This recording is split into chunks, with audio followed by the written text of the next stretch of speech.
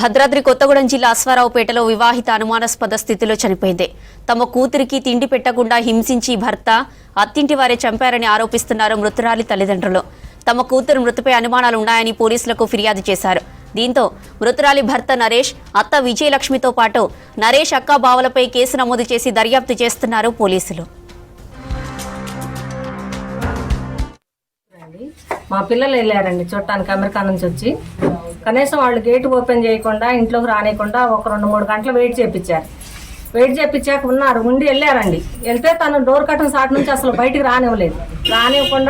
రానివ్వకుండా మాట్లాడకుండా చేసి తనని చాలా హింస పెట్టారండి. ఆ అమ్మాయి చేతులన్నీ మన పిన్నిసులు కూర్చున్నట్టు అయినాయి అని మా బాబు ఇంటికి వచ్చి చాలా ఇబ్బంది పడ్డాడు, ఏడ్చిండు కూడా. అది 3 సంవత్సరాల క్రితం జరిగింది ఇది. అప్పటి నుంచి ఆ అమ్మాయిని కలవనీయటం కానీ మాట్లాడనీయటం కానీ మంచి శబ్బరి ఏం లేదు. తనని ప్రాణం ఉండగానే ఎక్కడో స్టోర్ రూమ్ లాంటి దాంట్లో పడేశారు. దానికి అవన్నీ గాయాలు అందుకే అయినాయని మేము అనుకుంటాం. నేను ప్రత్యక్షం చూసా.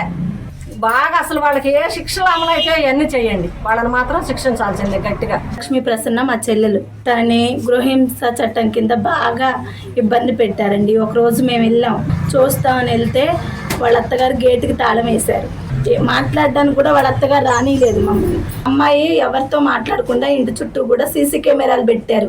తనని ఒక గదిలో హింసించి బంధించినట్లు పెట్టారు. 3 నెలల నుంచి తనకు ఆహారం కూడా లేదు. ఫోన్ చేసి అమ్మాయి కింద పడిపోయిందని చెప్పాడండి. మేమంతా వెళ్ళి చూసాం.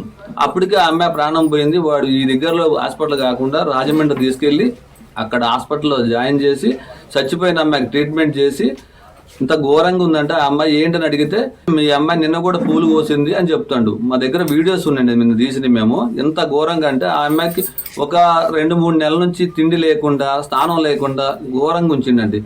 వాడిని, వాళ్ళ బావని, వాళ్ళ అక్కని, వాళ్ళ అమ్మని చాలా కఠిన